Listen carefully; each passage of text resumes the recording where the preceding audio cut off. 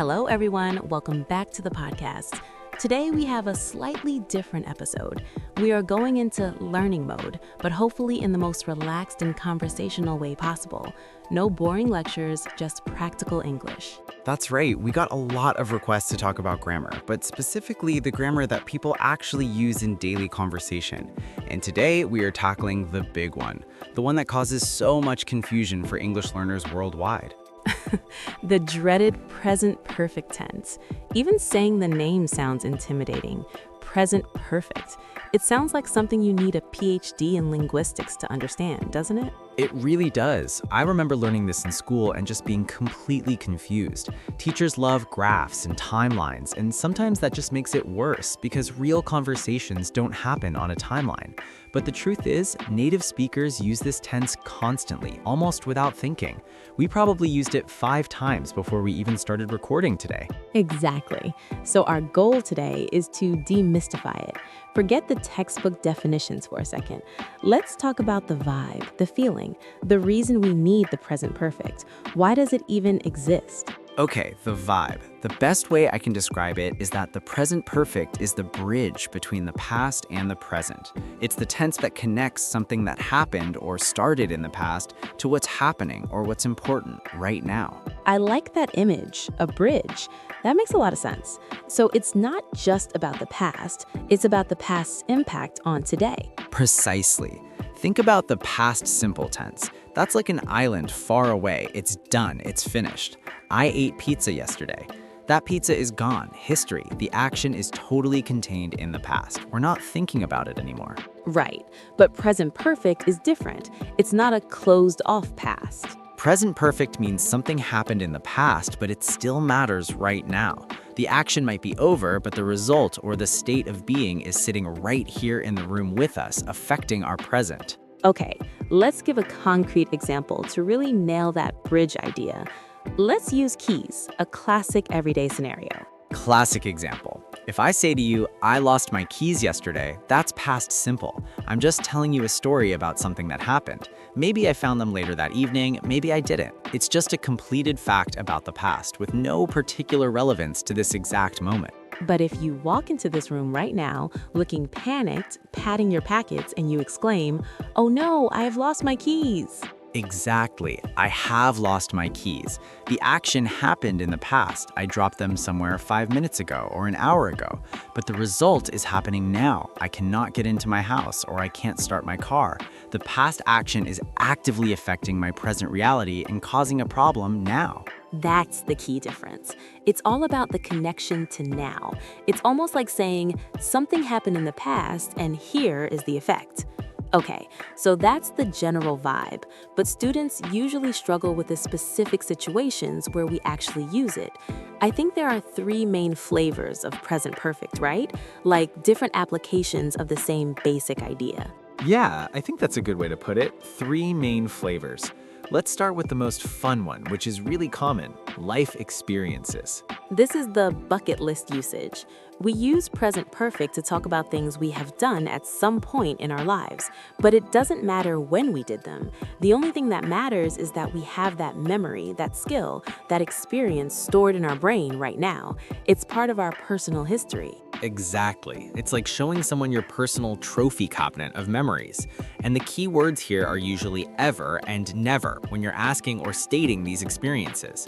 So if I want to know about your life experience regarding travel, I wouldn't ask you, did you go to Japan? Right, because did you go feels like you're asking about a specific finished trip.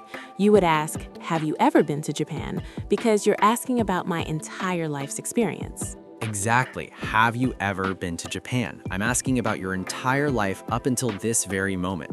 And it implies that you could still go in the future too, if you haven't already. And my answer would be, yes, I have. I have that experience. It's part of who I am today. Now, here's the trap that English learners often fall into. What happens if you want to know when I went? Because that's usually the next natural question. The golden rule, the crucial pivot. As soon as you want details, as soon as you want to know when a specific event happened, you must switch back to past simple. The bridge is crossed and you're now firmly on the island of the past. So the conversation seamlessly goes like this. Have you ever been to Japan? Yes, I have. Oh, cool. When did you go? And I say, I went in 2018. Perfect. You see the switch? I went in 2018 because 2018 is a finished time. It's that island far away in the past. You cannot say I have gone to Japan in 2018. That sounds super weird and incorrect to a native speaker. It's like mixing up your tenses and clashing your meaning. It does. It sounds unnatural. So present perfect for the general, non-specific experience, past simple for the specific details, especially when a time phrase like yesterday, last year, in 1999, when I was a kid, 2 days ago at 5 p.m. is used. Exactly. Let's move to flavor number 2. This is the one we probably use the most in an office setting, or just organizing our day, or telling someone what we've achieved. It's for recent actions with present results. The result is still fresh and impacts now. And this flavor usually comes with 3 helpful little words: just, already, and yet. They're like little signposts for the present perfect. The holy trinity of daily productivity and updates. Let's start with just. It means something happened a very short time ago, very recently. For example, if you offer me a cup of coffee and I say, no thanks, I've just had one. Right, you drank the coffee in the past, maybe 5 or 10 minutes ago, but the result is that you aren't thirsty right now, or you're full of caffeine now. I have just had one. The recent past action directly explains your present state. Then we have already. This is used when something is finished, often sooner than expected, or even before a specific deadline. It implies a sense of completion.